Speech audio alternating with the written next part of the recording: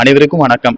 சற்று முன் வெளியான முக்கிய அறிவிப்படி, மக்களே உஷாராக இருங்கள், மீண்டும் கொட்டி தீர்க்க போகும் கனமழை. காற்றழுத்த தாழ்வு பாதை காரணமாக தமிழகத்தில் இன்று முதல் அடுத்த 2 நாட்களுக்கு பரவலாக சூறாவளி காற்றுடன் கூடிய கனமழை பெய்யக்கூடும் என சென்னை வானிலை மையம் தற்போது புதிய எச்சரிக்கை அறிவிப்பை வெளியிட்டுள்ளது.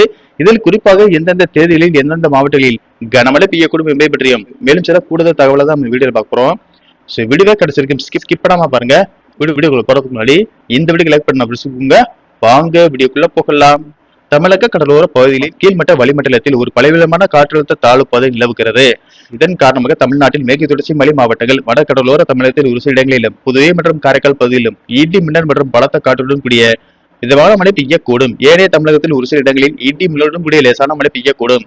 18ஆம் தேதி செங்கல்பட்டு மற்றும் விழுப்புரம் மாவட்டங்களில் ஒரு இடங்களில் இடி மின்னல் மற்றும் பலத்த காற்றுடன் கூடிய கனமழை பெய்யக்கூடும் என்றும், மேற்கு தொடர்ச்சி மலை மாவட்டங்கள், வட கடலோர தமிழகத்தில் ஒரு சில இடங்களிலும், புதுவை மற்றும் காரைக்கால் பகுதியிலும் இடி மின்னல் மற்றும் பலத்த காற்றுடன் கூடிய மிதமான மழை பெய்யக்கூடும்.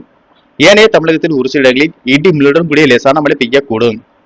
19ஆம் தேதி நீலகிரி, சென்னை, செங்கல்பட்டு, திருவள்ளூர் மற்றும் விழுப்புரம் மாவட்டங்களில் ஒரு இடங்களில் இடி மின்னல் மற்றும் பலத்த காற்றுடன் கூடிய கனமழை பெய்யக்கூடும் என்றும், மேற்கு தொடர்ச்சி மலை மாவட்டங்கள், வடக்கு கடலோர தமிழகத்தில் ஒரு சில இடங்களில், புதுவை மற்றும் காரைக்கால் பகுதியிலும் இடி மின்னல் மற்றும் பலத்த காற்றுடன் கூடிய மிதமான மழை பெய்யக்கூடும்.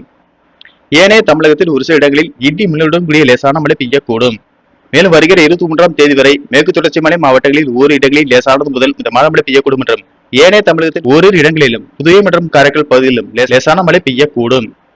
21ஆம் தேதி வரை வட உள் தமிழகத்தில் அதிகபட்ச வெப்பநிலை ஒரு சில இடங்களில் 2 முதல் 4 டிகிரி செல்சியஸ் இயல்பை விட அதிகமாகும். ஏனைய தமிழகம், புதுவை மற்றும் காரைக்கால் பகுதியில் இயல்பை ஒட்டியே இருக்கக்கூடும். சென்னை மற்றும் புறநகர் பகுதிகளை பொறுத்தவரை வானம் ஓரளவு மேகமூட்டத்துடன் காணப்படும் என்றும், நகரின் ஒரு சில பகுதிகளில் இடி மின்னலுடன் கூடிய லேசானது முதல் மிதமான மழை பெய்ய வாய்ப்புள்ளது. அதிகபட்ச வெப்பநிலை 36 முதல் 37 டிகிரி செல்சியஸ் ஒட்டியும், குறைந்தபட்ச வெப்பநிலை 27 முதல் 28 டிகிரி செல்சியஸை ஒட்டியே இருக்கக்கூடும்.